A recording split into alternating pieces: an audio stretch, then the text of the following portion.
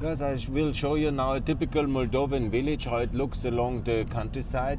This is, it looks also in Ukraine like that. I was living 4 years in Ukraine, and this is a typical Western Ukrainian city, Moldovan city. This is how it looks like normally. The normal road, there's not a really fantastic infrastructure still, but there's some prosperity, some development, and you see these beautiful houses. This was basically how they looked all in the past, and now today still. And there is it's very normal Eastern European settlement here along the road, and it's very beautiful. And I always think about Ukraine, because now they are under this kind of terrible terrorist attack of Putin.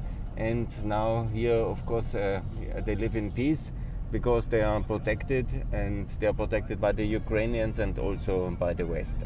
This is the advantage of Moldova, but they should also be very grateful because, and we all should be very grateful, because Ukraine is like the shield of Europe against Russian aggression. They have successfully done that. And now I'm heading here towards Comrad. That's another 32 kilometers. And I will show you that beautiful autonomy of European Gagauzia. But you see, it's developed, it's nice, you know, it's not poor or shockingly desperate or in any way. It's just, you know, the normal. Here's Tiraspol, 100 kilometer. I promised my mom not to go. And that's, of course, then further south, you have much less developed regions. It's a sunny day here in this beautiful road to Gagauzia, and I will show you the countryside as it is. You see, this gentleman crosses the road, and we have a very polite taxi driver. He is stopping, and that's very good. And you know, you see the situation. It's developed. It's not rich, but they have cleaned the roads. Yeah, they have invested, and they are ready for Europe.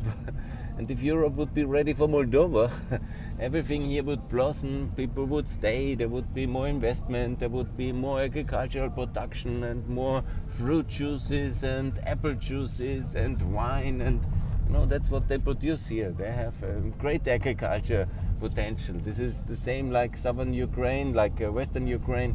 They have this enormous agricultural potential. They were designed for that in terms of, that's one of the potholes they have here. And here another 30 kilometers to Comrad, which looks actually quite similar already. Like here, you see the old Soviet installation for the agriculture, because that's how they did it. And here they have some, that's a chemical fertilizer company.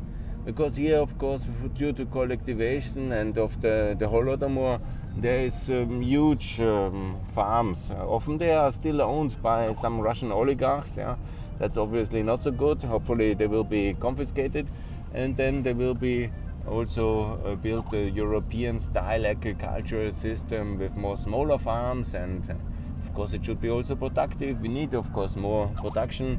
We need also the integration of these agricultural product markets towards the European market, the full one. And that's the way forward. Here you see the houses, the beautiful landscape, and you see how it is. Yeah, it's not spectacular rich, yeah, but it's not spectacular poor. It's just, you know, when you go through Poland, it looks like that. When you look in Romania, when you look in Ukraine, this is how it looks. Yeah? This is the geography here. This is the regional prosperity level. And of course they would live much better if they had the euro already, were in the customs union, if they had the firm IPA funding with all the technical assistance, and when they had the security of NATO, because this country is shivering for Russian aggression. They need the economic stability of the euro, and they need, of course, a firm fundament of the regulatory basis. Much has been achieved in the DCFTA years, but that can only be a transition. And where is the difference between Romania, Ukraine, and Moldova, or Bulgaria to that extent? Yeah, and we really have to get going, and we have to get this done. I say this since I remember, as a EDS chairman, I was for Moldova in the EU, and that was in '98 when I came first time here with Razvan Kotevela, I still remember. And then I was moving onwards in SME Union. I was, as the Secretary General, I said very clearly, let's get Moldova into the European Union. Elmar Brok didn't like it. He said, I'm getting out of control here. I must be stopped.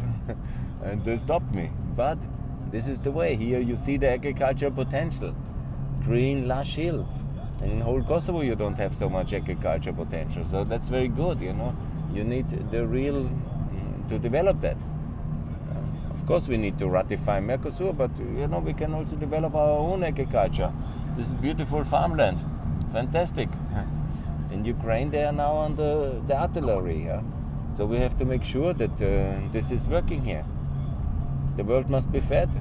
Moldova can be a contribution to that. Of course we need to liberate Ukraine from the Russian aggression and get it fully on the market, on the European and global market. But this is the way to get things done. And here you see, beautiful. Everything is ready. This is now the beautiful day in May, the 12th of May, the Finnish NATO accession day. And that's very spectacular. And we need to be sure that we are good. I just published an op-ed for NATO in Austria. That is really very cool.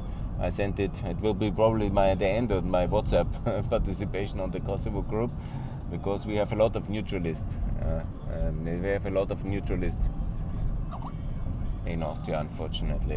Moldova also a neutral country. They have copied Austrian neutrality, they say. But you know, we at least got neutrality for unity and for the end of the Russian occupation. And the Russian soldiers were leaving. They never left politically up to now.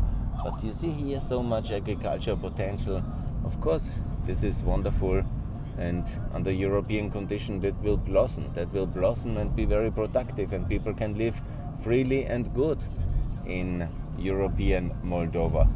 The same like in Romania, the same like in Bulgaria, the same like in Poland, Estonia. It's not a different. The only difference is Schallenberg's policy and Macron's policy.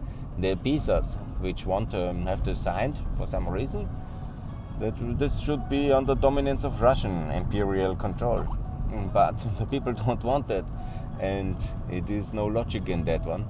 And so we have to be a bit more clever, smart, and also forthcoming, and allow European Moldova to join the European Union 2029 and start now with the Euro, with the customs union, and with a full speed regulatory alignment, and of course with adoption and a big aid package of 5 billion euro for the next 10 years for Moldova. Thanks a lot. More to come from Pax Europiana. Bye.